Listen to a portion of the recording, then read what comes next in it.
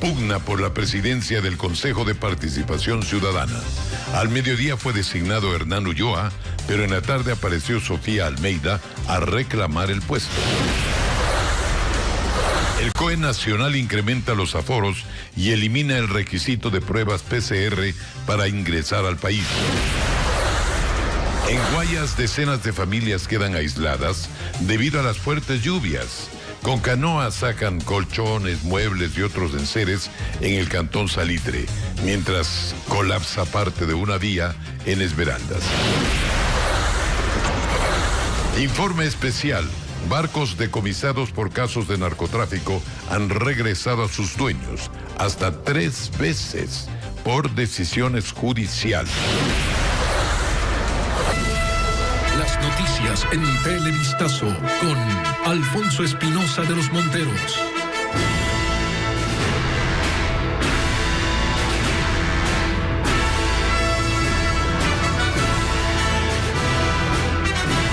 Saludos amigos y bienvenidos a Televistazo. Empezamos con las afectaciones por el invierno en el país, que penosamente siguen, ¿no? Cientos de familias quedaron aisladas debido al desbordamiento del río Vinces, que provocó la pérdida de cultivos y el colapso de una de las vías que conecta varias comunidades rurales del cantón Salitre en la provincia de Guayas. William Young nos informa que los afectados se unieron para construir su propio muro de contención y hacerle frente al invierno. Algunos se arriesgan a cruzar a pie en medio de las inundaciones. Otros, en canoas, atraviesan las lagunas formadas por el agua estancada y así llevan sus víveres de un lado a otro porque no tienen más opciones. Aquí no hay puentes y por eso improvisaron pasos con cuerdas para no quedarse aislados, incluso transportando colchones y muebles en medio del peligro. Estábamos en la merienda cuando la gente empezó a gritar que el muro se iba. Se fue, dejamos todo botado y lo que hicimos fue tratar de saltar las personas y los animales para salvarlos. Esto ocurre en las zonas agrícolas del cantón Salitre, que cubre recintos y parroquias. Sus habitantes están desesperados y se unieron para construir sus propios muros de contención. Sobre canoas en movimiento colocan cañas, sacos con arena y cualquier cosa que reduzca las inundaciones por los ríos desbordados a causa de las intensas lluvias. Y saben que esto recién empieza. Prácticamente en este sector hay alrededor de unas 200, 300 familias que prácticamente han sufrido estas consecuencias. Además de las familias afectadas, hay extensos cultivos de arroz, cacao y plátano dañados. Desde la prefectura del Guayas aseguran que por ahora es poco lo que pueden hacer en esa zona, pues la solución definitiva llegaría en verano, según el coordinador del Consejo Provincial, Eduardo Falqués. Porque nosotros para intervenir con equipos a la zona no podemos en estos momentos.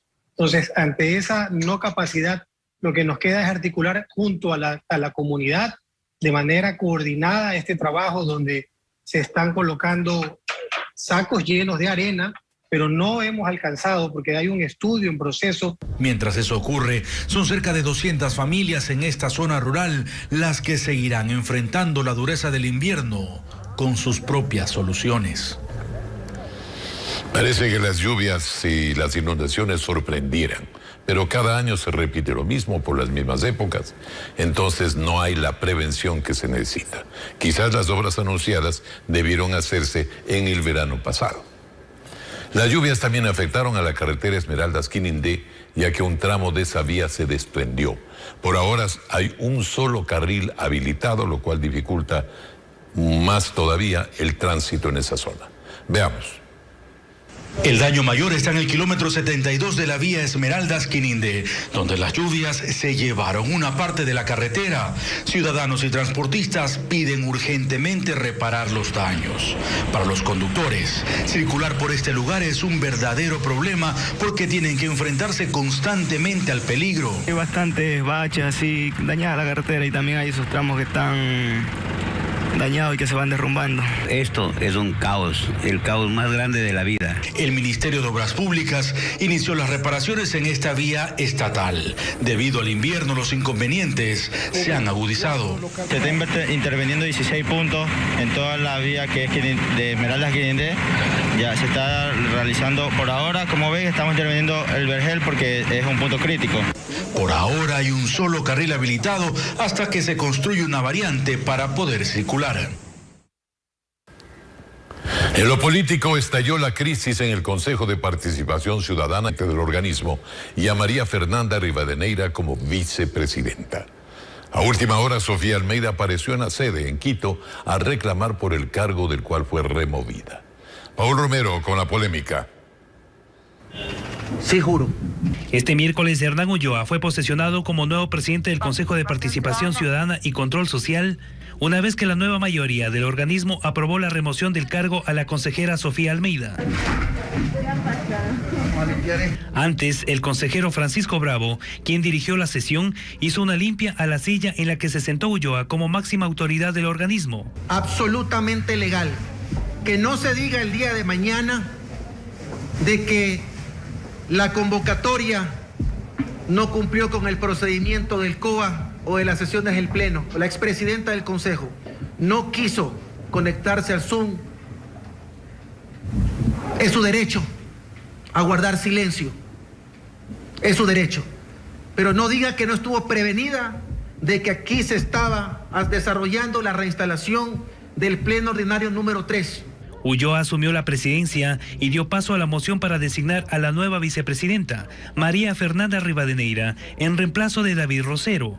No a intereses de ningún partido político, no a intereses de ninguna familia, no a intereses de ninguna persona, no a intereses alejados del pueblo ecuatoriano. Rosero participó de la sesión de manera virtual y rechazó la remoción. Horas antes del cambio de autoridades, Almeida convocó en Guayaquil a una rueda de prensa virtual en donde catalogó como un golpe institucional la actuación de la mayoría. El boicot contra el Consejo de Participación Ciudadana para apoderarse del mismo y elegir autoridades a dedo, afines a quienes los están patrocinando, a estos 4 golpistas del Consejo de Participación Ciudadana. Los consejeros justificaron el cambio de autoridades por incumplimiento de funciones, retraso en la designación del nuevo contralor, de los titulares de la Defensoría del Pueblo, Defensoría Pública, entre otras autoridades. Que no permitas que familiares, que amigos, que partidos políticos le quieran meter la mano al control de esta institución o quieran poner la designación de sus amigos en espacios tan delicados. Pero este capítulo en el Consejo de Participación no terminó ahí. Ni la limpia a las nuevas autoridades evitaron la pugna interna que tiene paralizado a este organismo desde el año pasado. En la tarde apareció Almeida en la sede en Quito a reclamar su cargo y el despacho en donde ya se encontraba Ulloa. Tú no eres ningún presidente. No eres el presidente y es el favor de salir de la oficina del Consejo de Participación Ciudadana porque una decisión por parte de una mayoría. No es legal. Al Consejo de Participación Ciudadana llegaron decenas de policías para reforzar la seguridad en una institución con 2 presidentes. El Consejo de Participación Ciudadana existe desde el año 2008, con la nueva Constitución, y siempre ha estado en medio de polémicas, desde autoridades de 100 sobre 100 con calificación y luego prófugos, hasta destituciones en medio de juicios políticos. Patricio Díaz nos recuerda que varias organizaciones han pedido su eliminación, pero esto no se ha concretado. Es uno de los expresidentes del Consejo de Participación Ciudadana, conocido como el Cura Tuárez. Fue destituido junto a otros 3 consejeros por querer revisar decisiones del transitorio. Hoy está detenido por negociar cargos públicos. Así, los presidentes del Consejo y sus miembros no han estado exentos de escándalos. Pero, ¿cómo nació este organismo?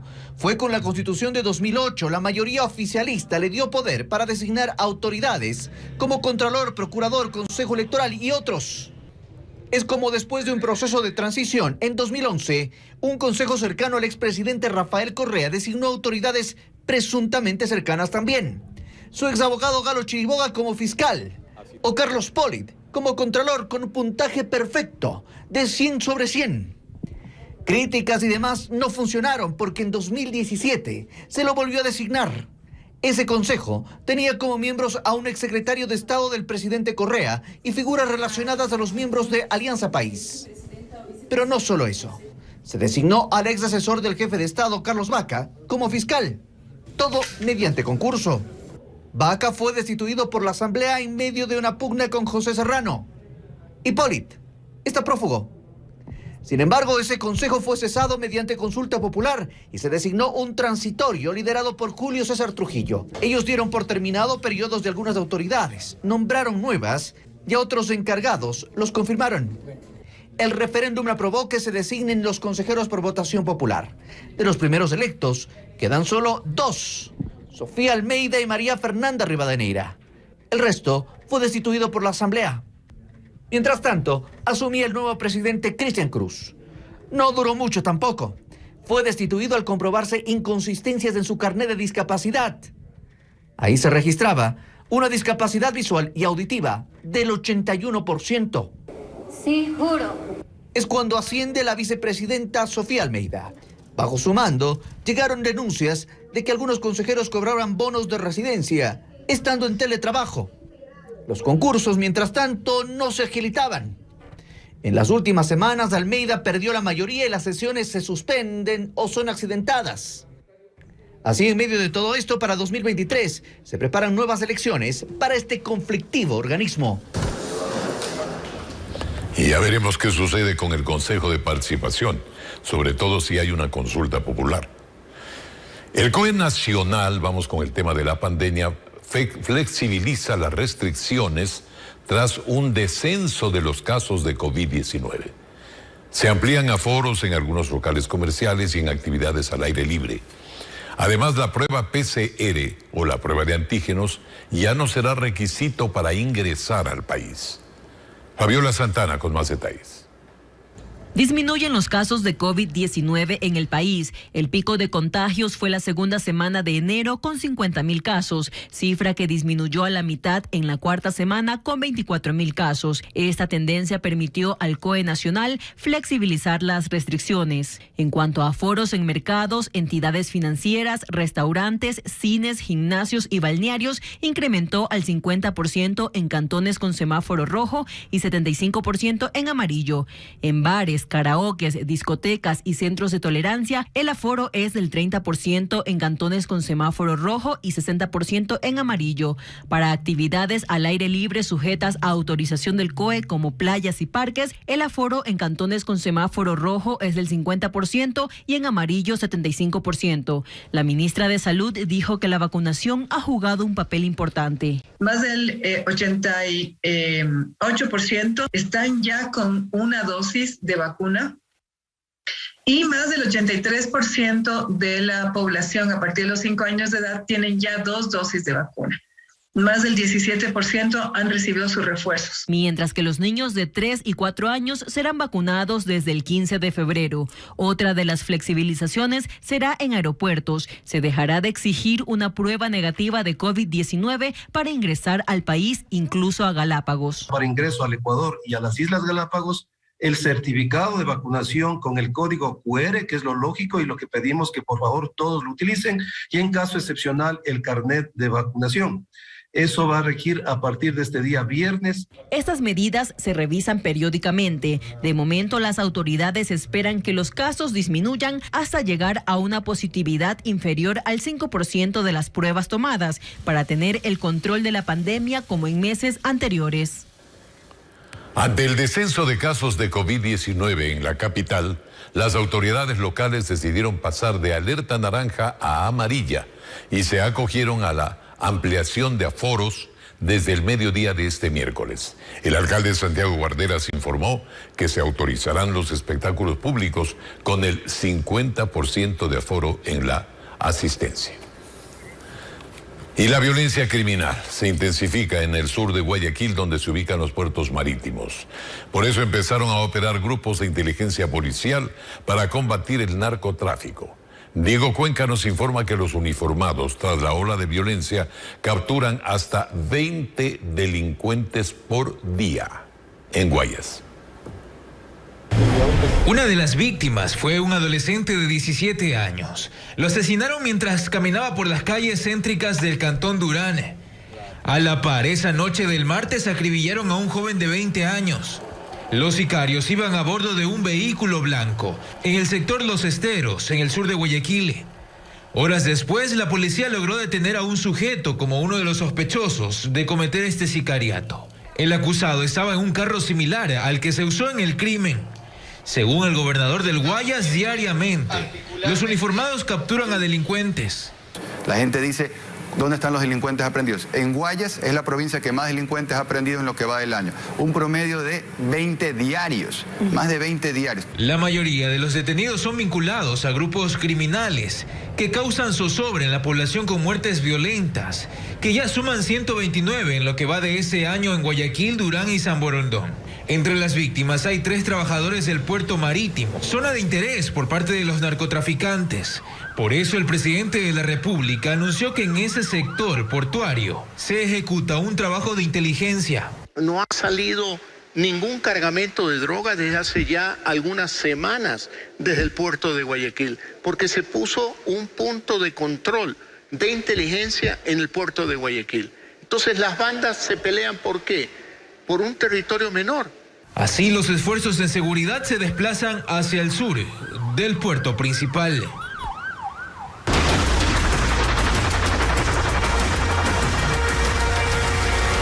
Narcotráfico e impunidad.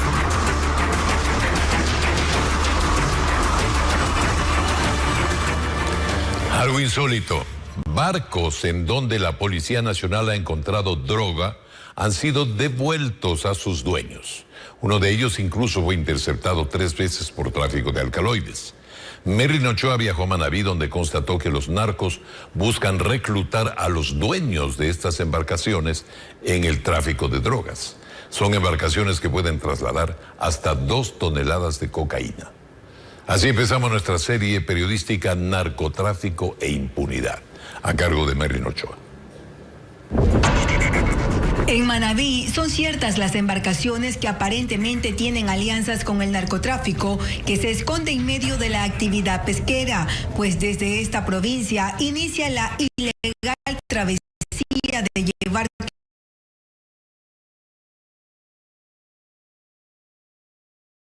Pedalex, que según el sistema de la judicatura, en el 2018 fue incautado por tráfico de drogas.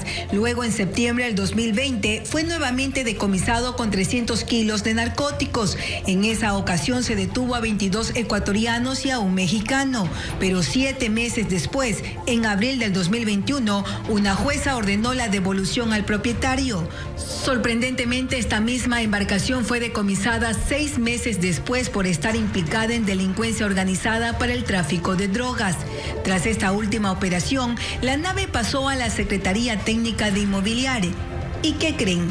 Fue subastada y vendida. Es decir, desde el 27 de diciembre ya no está en poder del Estado. Durante más de una semana buscamos una entrevista con esta entidad, pero nos indicaron que la agenda del vocero está copada. Queríamos preguntar cuáles son los mecanismos que tiene la institución para evitar que testaferros de los narcos recuperen los bienes. En poder de Inmobiliaria hay 13 barcos y 37 narcolanchas incautadas y que han sido recibidas desde el año 2016. Por ello llama la atención que Pedalex en 2 meses fue vendido.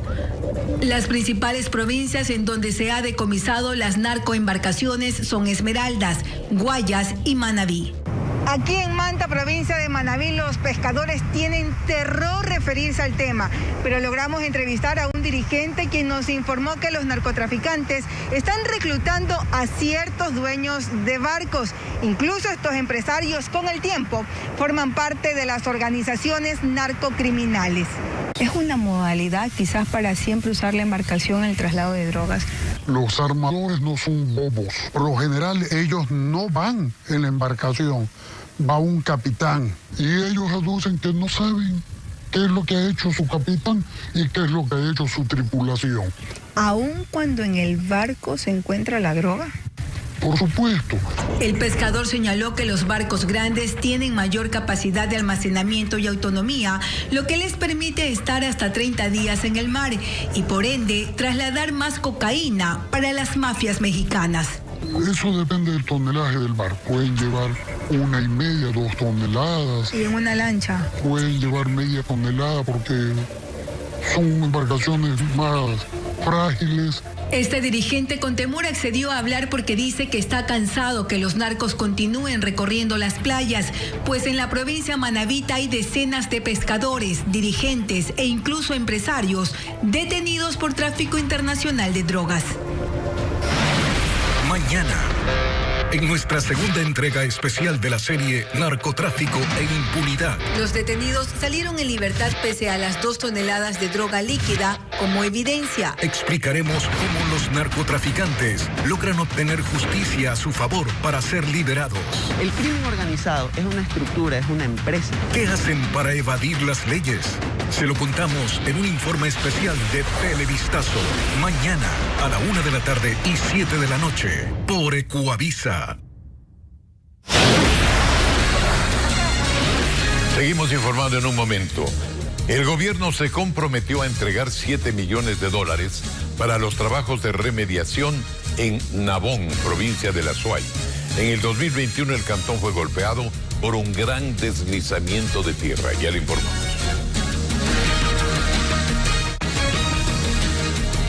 El presidente de la República, Guillermo Lasso, anunció la entrega de $7 millones para los trabajos de remediación en el cantón Nabón, provincia de La Suay, donde el año pasado unas 150 familias fueron afectadas por deslizamientos de tierra que pusieron en riesgo a toda la comunidad.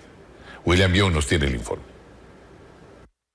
A finales del año pasado en este cantón azuayo, unas 150 familias fueron afectadas por deslizamientos de tierra.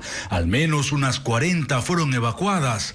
Muchos de los damnificados perdieron sus trabajos y en algunos casos fueron desplazados de sus tierras de cultivo. El presidente de la República, Guillermo Lasso, llegó esta tarde a Nabón para recorrer las zonas en riesgo. Allí anunció que asignará $7 millones para los trabajos de remediación. Pero uno tiene que saber priorizar.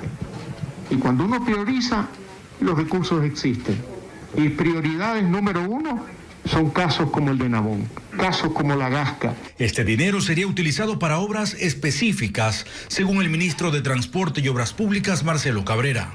Recursos serán entregados a través del Ministerio de Obras Públicas, siempre y cuando pues el municipio, como así será, cumpla con todos los objetivos que constan en el estudio geológico geotécnico que desarrolló el municipio de Nabón. Desde que se produjo el deslizamiento, el Servicio de Gestión de Riesgos declaró la alerta naranja por la afectación en más de 130 hectáreas de este cantón. Se colocan bombas de extracción del agua que se encuentra en el subsuelo para finalmente emplazar muros de suelo reforzado que serán los que permitan contener. Nos han ofrecido que para el día martes de la próxima semana estarán los recursos ya en las cuentas del GAD municipal.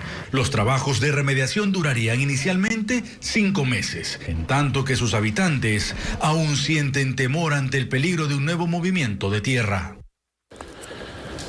Atención a esta noticia. Ante la alta demanda de usuarios que buscaban obtener o renovar el pasaporte, el Registro Civil dispuso el servicio de pasaporte express, que permite a los ciudadanos realizar el trámite en las agencias de Quito y Guayaquil sin agendamiento y con un costo de $150. Sin embargo, esta tarde el presidente Guillermo Lasso decidió eliminar este proceso. En su cuenta en Twitter publicó: he revisado el programa y he pedido que le den de baja inmediatamente. Solicité que los servicios continúen en proceso de mejora, pero sin afectar al bolsillo de los ecuatorianos.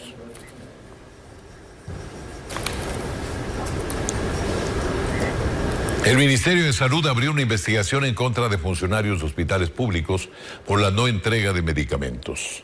La titular de esta cartera señaló que, aunque las bodegas de las casas asistenciales están llenas, los insumos y fármacos no son entregados a los pacientes. No descartó sanciones debido a este problema, como nos informa Bessie Granja.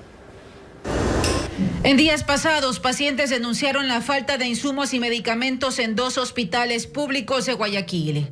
La ministra de Salud, Jimena Garzón, aseguró que el problema se origina porque, a pesar que las bodegas de estos centros están abastecidas, los fármacos no se entregan a los destinatarios. Esta semana nosotros hemos hecho una investigación de cuáles son los profesionales de la salud que, por comodidad, quizá, pues no prescriban o no descarguen los medicamentos para los pacientes, teniendo los medicamentos en las bodegas. Incluso la funcionaria advirtió que se abrió una investigación por esta causa y no se descartan otras acciones. Entonces nosotros vamos a sancionar esta semana a esos médicos que por diferentes circunstancias pues no han dado los medicamentos a los pacientes. Ingresamos al hospital Abel Gilbert Pontón. Allí constatamos el stock de las bodegas de insumos y medicinas. Sin embargo, en los exteriores, las quejas de los familiares, de quienes son atendidos en esa casa asistencial, continúan. Mandan a comprar aparte porque hace falta de insumos médicos. Los mismos doctores dicen que hace falta de insumos médicos aquí en el hospital. Para evitar el desabastecimiento en hospitales públicos, el gobierno plantea un nuevo modelo de trabajo, con farmacias externas, las cuales proporcionarán el tratamiento a pacientes crónicos. Las autoridades de salud planifican poner en marcha este nuevo mecanismo a partir del próximo mes. Y una vez terminado el concurso de renovación parcial de la Corte Constitucional y del sorteo de los magistrados que dejarán el cargo, los 3 postulantes de mayor puntaje serán posesionados este jueves, el día de mañana. Las mejores puntuaciones son de Alejandra Cárdenas, Joel Escudero y Richard Ortiz, quienes se sumarán a los otros 6 magistrados constitucionales desde mañana. Y pese a que en varios intentos la justicia no ha dado paso a la unificación de penas solicitada por el ex vicepresidente Jorge Glass para salir de su prisión, su defensa insiste. Ahora presentó un recurso de hecho que será resuelto por un tribunal de la Corte de Justicia de Cotopaxi, que ya fijó audiencia para el próximo miércoles 16 de febrero a las 10 de la mañana en el complejo judicial de La Tacunga. Glass cumple 2 sentencias de 6 y 8 años de prisión por las tramas de corrupción en los casos Odebrecht y sobornos, y tiene una 3ª condena de primera instancia en el caso Singue. Iván Saquicela cumple 1 año en la presidencia de la Corte Nacional de Justicia y presentó su rendición de cuentas. Asegura que máximo la próxima semana enviará al Consejo de Participación Ciudadana los 3 nombres para elegir al delegado que presidirá el Consejo de la Judicatura. Jacqueline Rodas nos informa. En una ceremonia que contó con la presencia de los titulares del Consejo Nacional Electoral, la Procuraduría, la Asamblea, la Contraloría y el Consejo de la Judicatura, se informó sobre el primer año de gestión de la Corte Nacional de Justicia con Iván Saquicela como presidente. Penosamente hubo muchos años de metida de las manos en la justicia, que muchos años existió una suerte de política para minimizar a los jueces y al Poder Judicial. También asistieron funcionarios del gobierno, ante quienes Saquicela reiteró que la justicia necesita financiamiento urgente, porque las audiencias de casación se incrementarán en un 70% tras una sentencia de la Corte Constitucional. Luego del evento se refirió a la crisis que enfrenta el Consejo de Participación. Si es que no existe el respeto a la institucionalidad, a la norma constitucional, no existe democracia, y eso es perjudicial, para toda la sociedad ecuatoriana. Justamente es ante el Consejo de Participación que debe presentar la esperada terna para elegir al reemplazo de Fausto Murillo, quien al momento está encargado de la presidencia de la Judicatura. Me permitiré llamarles a ustedes que tengan la bondad de escucharnos y presentar al país la terna. Creo que podría ser en semana o máximo la siguiente semana, los primeros días de la siguiente semana. Aclaró que elegir los nombres es su potestad y no de toda la Corte Nacional de Justicia. Alarma en Guayaquil. La policía menciona que la mitad de las municiones que usaron sicarios en los asesinatos registrados durante el fin de semana fueron fabricados por la empresa que pertenece al Ministerio de Defensa. Melino Ochoa con el informe.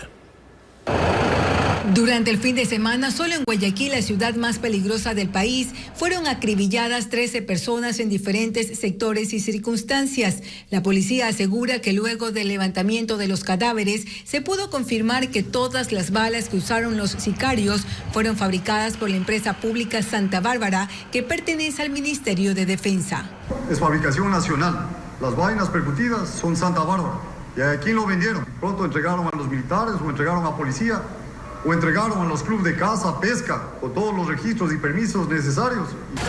La mayoría de los crímenes son producto de una guerra entre bandas dedicadas al tráfico de drogas que tienen alianzas incluso con cárteles mexicanos. Por ello llama la atención cómo estas municiones llegan a los delincuentes. Tenemos 6.061 municiones. Gran cantidad de esta munición pertenece a la fábrica Santa Bárbara, que necesitamos realizar la trazabilidad. Porque ellos venden por lotes, tienen un registro, saber a quién fue vendido, a quién fue comercializado y de ahí cómo llegó a las calles para que sean utilizadas en los hechos violentos. Estamos a la espera de una entrevista con el gerente de la empresa Santa Bárbara, que fabrica armas y municiones. El jefe zonal de la policía dice que pedirá a la fiscalía que se investigue este caso para determinar de qué manera las mafias tienen acceso a las municiones fabricadas por una empresa pública del país. La empresa del ministerio tiene que responder por esto, qué es lo que ha ocurrido en realidad. La Fiscalía emprendió una investigación por la filtración y difusión de fotografías tomadas a un cadáver cuando le hacían la autopsia. El hecho se dio en Manta, Manaví, donde esta tarde se allanaron las instalaciones de su centro forense. Nuestra corresponsal Karen Ceballos tiene el reporte.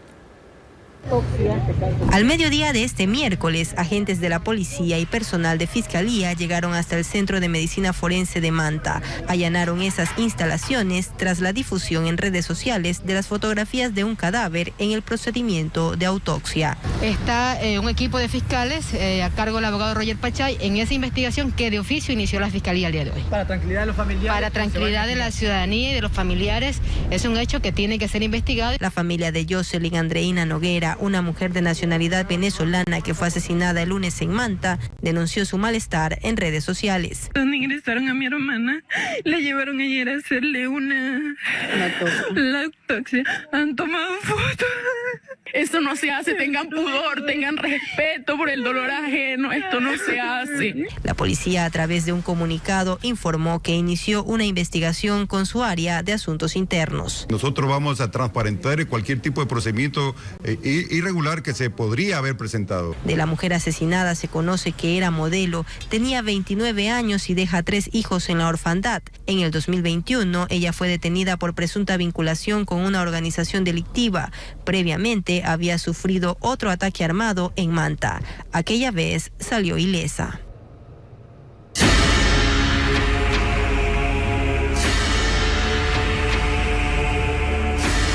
El riesgo de quebradas y laderas. El municipio de Quito está obligado a reparar ríos y quebradas y a la vez pensar en políticas y decisiones a mediano y largo plazo para restaurar el ambiente y reducir los riesgos de nuevos aluviones y la pérdida consecuente de vidas. En esta segunda entrega, Francisco Garcés nos cuenta cuáles son las acciones urgentes que deberá tomar el municipio capitalino. La Corte Constitucional sentó un precedente en la defensa de los ríos de Quito, con esta sentencia en la que se refiere al riesgo que corren los habitantes en la quebrada del río Monjas al norte de la ciudad. Ahí establece que ese río es sujeto de derechos y que está enfermo, y responsabiliza al municipio y a la ciudad por la contaminación que ha puesto en riesgo a los habitantes de sus riberas. Por eso da al Cabildo 5 años para limpiarlo y controlar su caudal y 15 años para intervenir de manera integral en las cuencas hidrográficas con el fin de estabilizar sus cauces y descontaminar las aguas de los ríos que atraviesan Quito. Y en un año deberá aprobarse también la ordenanza verde-azul para restaurar la naturaleza y las fuentes de agua. La situación del río Monjas es la de decenas en la capital que fueron embalados para rellenar sus quebradas y construir sobre ellas. Hay que actualizar la normativa, se acaba de aprobar el plan de uso y gestión del suelo y se ve que no está funcionando bien.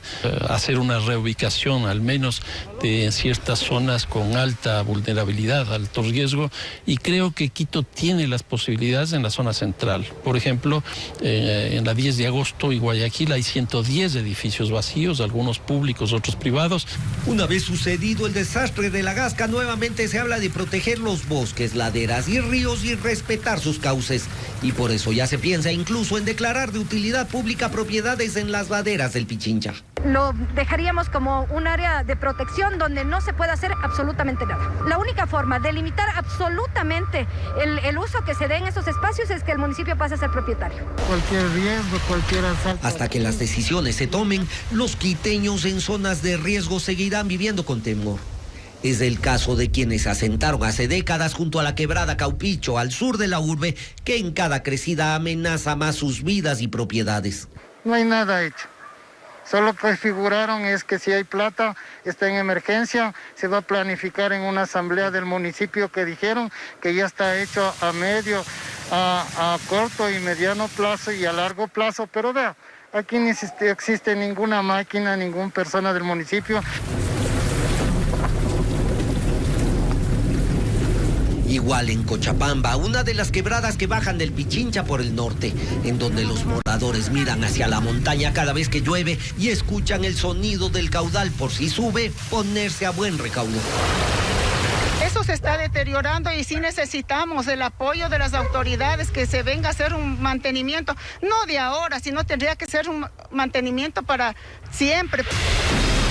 Ahora en el Cabildo se piensa en dos acciones urgentes: aprobar una nueva ordenanza para proteger los bosques y laderas y ampliar la infraestructura de contención de aluviones en 33 quebradas. Y hasta tanto, solo resta esperar que la lluvia no sorprenda nuevamente a la urbe y a sus habitantes. Amigos, quiero compartir con ustedes una gran alegría que se me ha dado este día. El señor Gonzalo Tayo Silva, más conocido como el maestro Gotazzi, pintor ecuatoriano residente en Ambato, me ha entregado este cuadro, este retrato que es parte del nuevo movimiento pictórico llamado Pirando al mundo entero. Ya tiene seguidores en Estados Unidos, en varios países latinoamericanos, en Europa, inclusive en África. Ha sido un verdadero privilegio, amigos, recibir este retrato, por lo cual agradezco al maestro Gotazzi y le deseo los mejores éxitos en su carrera artística. Bueno, nos despedimos con sonrisa. Muchísimas gracias por acompañarnos. Mañana Televistazo en sus horarios normales, desde muy temprano en la mañana.